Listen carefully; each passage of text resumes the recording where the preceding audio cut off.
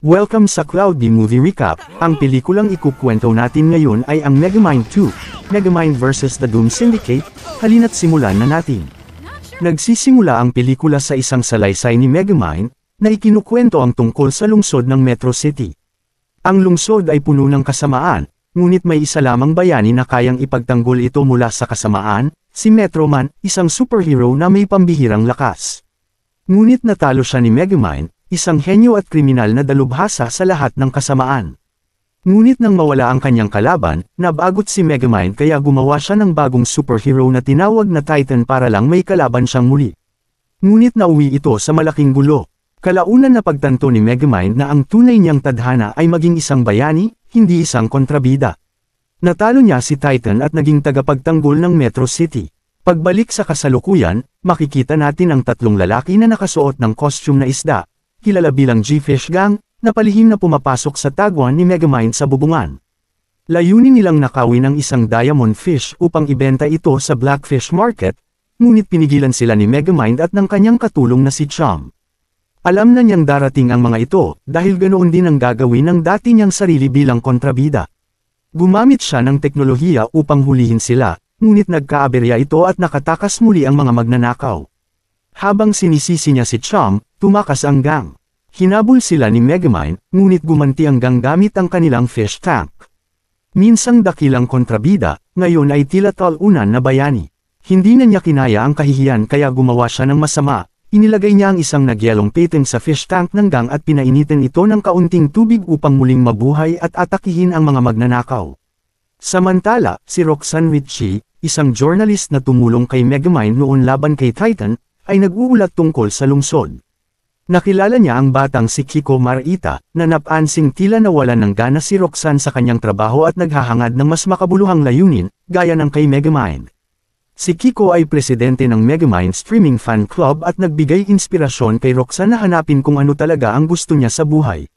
Si Kiko, ilang linggo lang ang nakaraan, ay isang estudyanteng nasa detention, ngunit ngayon ay may sariling streaming show na may mahigit kalahating milyong taga-subaybay. Dahil sa kanyang kabayanihan, ginawaran si Megamind ng susi ng lungsod bilang tagapagtanggol ng Metro City. Ipinasa niya ito kay Chum para dalhin sa kanilang tagwan. Nakipagkita si Roxanne kay Chum upang malaman ang lagay ng buhay niya bilang sidekick. Malungkot niyang sinabi na nagbago na ang lahat para kay Megamind, pero para sa kanya, wala. Akala niya ay sidekick na siya, pero para kay Megamind, isa lang siyang tagapag-ayos ng mga robot at tag-alaba ng medyas. Naalala ni Roxanne ang payo ni Kiko na sundin ang tunay mong gusto, kaya inudyukan niya si Chum na sabihin kay Megamind na gusto niyang ma-promote bilang tunay na sidekick.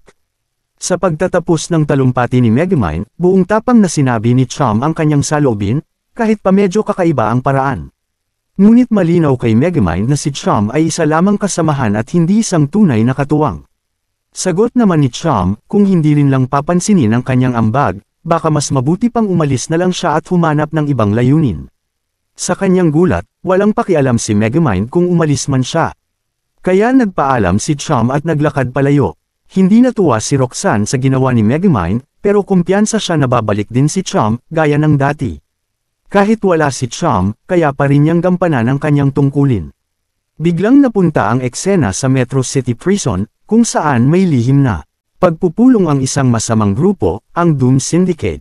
Binubuo ito ni na Lady Doppler, masamang mangkukulam ng panahon, peer pressure master ng hipnotismo, Behemoth nagninangas na bato, at Lord Nighty Night, na dati ay tinatawag na Fright Night pero pinalitan ang pangalan sa mas hindi nakakatakot na pangalan. Pinagtawanan siya ng grupo dahil sa pagbabagong iyon. Layunin ng pagpupulong na pag-usapan ang dati nilang leader, si Megamind, na ngayon ay isang bayani. Nagpasya silang dalawin siya, pero kailangan muna nilang makatakas. Gamit ang kani-kanilang mga kapangyarihan, natalo nila ang mga gwardya at nakatakas sa bilangguan. Habang nagmamaneho si Roxanne, nakipag-ugnayan si Megamind gamit ang isang tracking device na ibinigay niya sa kanya. Nagsabi itong nasa panganib siya, kaya nagmadali si Roxanne papunta sa kanyang tagwan. Ngunit wala palang seryosong panganib, nahihirapan lang siyang buksan ang toaster. Ipinakita ni Roxanne na kailangan munang isaksak ito sa kuryente. Hindi niya alam ito dahil si Chum ang karaniwang gumagawa ng lahat. Bigla silang nakatanggap ng intruder alert, At laking gulat ni Megamind nang malamang ang mga bisita ay ang dating Doom Syndicate. Inakala niyang nandyan sila upang patayin siya dahil sa pagtataksil, ngunit sa kanyang gulat, dumating ang mga ito upang magdiwang. Akala nila ay nagkukunwari lamang siyang bayani bilang bahagi ng isang masamang plano.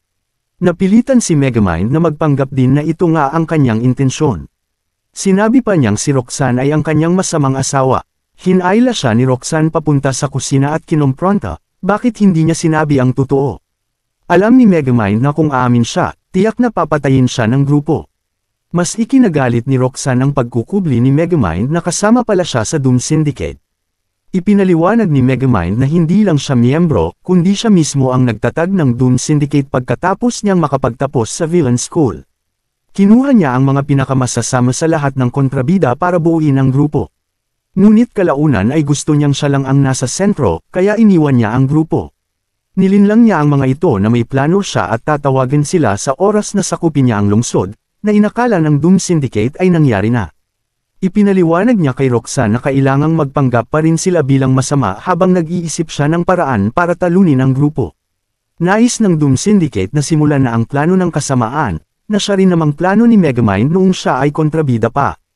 Pero ngayong bayani na siya, kailangan niyang pigilin ang plano habang hindi pa handang lumaban. Samantala, makikita si Chum sa isang restaurant naghahanap ng trabaho. Sa kabila ng lahat ng kayang gawin, tinanggap siyang tagalinis ng banyo. Muling naghahasik ng lagim ang Doom Syndicate sa lungsod. Sinusundan sila ni Megamind, nagpapanggap na masama. Hindi hadlang ang pulisya, inutos ni Pierre Pressure sa mga pulis na hulihin ang kanilang sarili gamit ang hipnotismo. Pinalaya ni Megamind ang mga pulis at tinawag ang kanyang mga robot upang ayusin ang mga nasira. Sa puntong ito, namimiss na niya si Chum habang iniisip kung paano tatalunan ang grupo mag-isa. Habang sinusubukang matulog, nakarinig siya ng malakas na ingay sa ibaba.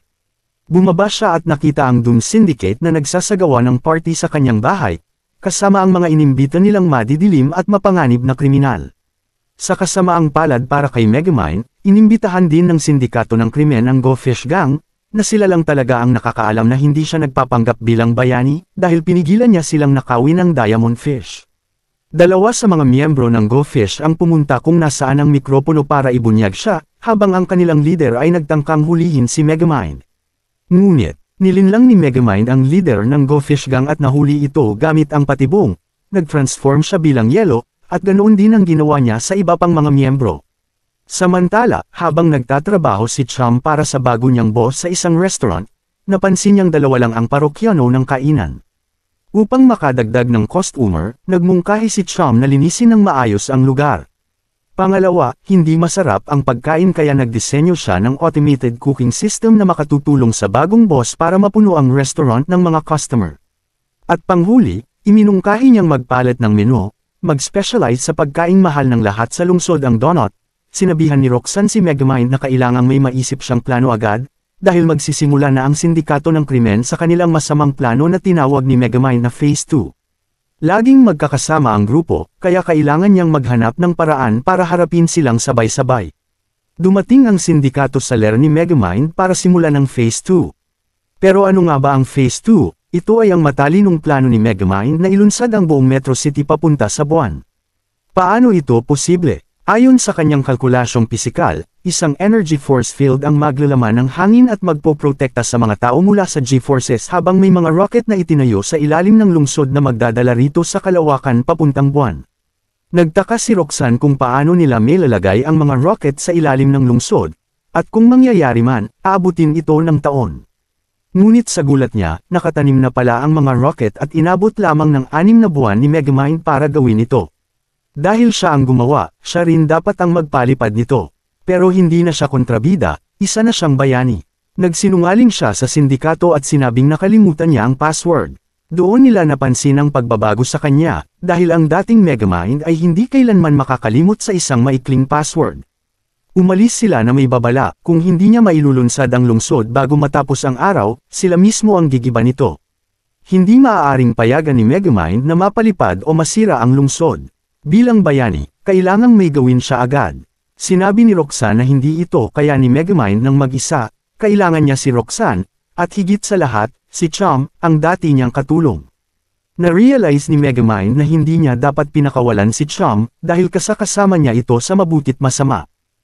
Samantala, si Chum ay nagtagumpay ng baguhin ang pinakamasamang restaurant sa lungsod at gawing pinakasikat, kung saan pumipila ang mga tao para bumili ng donut. Dumating si Megamind kasama si Roxanne upang humingi ng tawad sa naging pagtrato niya noon kay Chum. Ipinakilala ni Chum ang kanyang bagong boss kay Megamind. Sinabi ng boss kung paanong binago ni Chum ang buhay niya, siya ang nag-automate ng kitchen at lumikha ng lihim na recipe na kinahumalangan ng mga tao. Nakita ni Megamind na ayos na si Chum, kaya umalis siya at sinabi kay Chum na maging masaya. Ngunit nagpa siya si Megamind na kailangan pa rin niyang gawin ito kahit ikamete niya. Sa wakas, may plano siya. Tinipon niya ang sindikato para sa isang larawan, ngunit pinagtatrap niya ang mga ito gamit ang mga robot. Inamin niyang isa siyang mabuting tao na ngayon at pinagtawanan sila, dahil malapit na silang mapabalik sa kulungan. Sa kasamaang palad, muling nag-malfunction ang mini-robot niya at nakalaya ang sindikato. Inatake at pinatay nila si Megamind. Habang nangyayari ito, natuntun ni Roxanne si Megamind sa tulong ng tagahanga niyang si Kiko.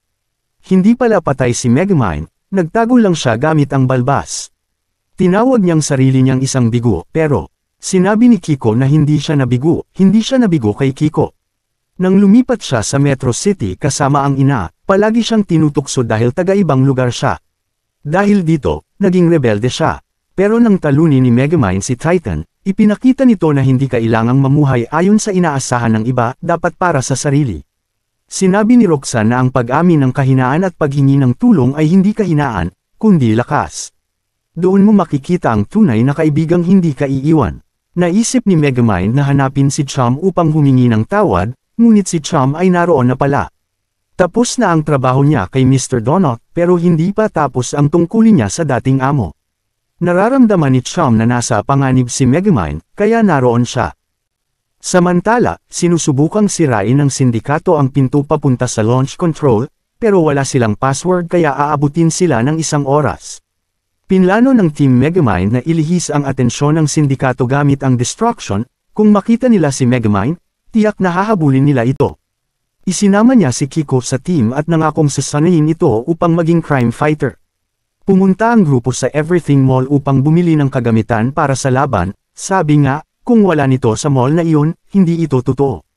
Nabuksan din ng sindikato ang pinto papunta sa launch room ngunit nag-away-away sila kung sino ang dapat maglunsad ng lungsod. Lumabas si Megamind sa screen at gumana ang plano, nang pindutin nila ang launch button, iniwan nila ang lahat para habulin si Megamind. Nauna na pala si Chum sa loob upang i-deactivate ang launch, ngunit pinigilan siya ng Goldfish Gang.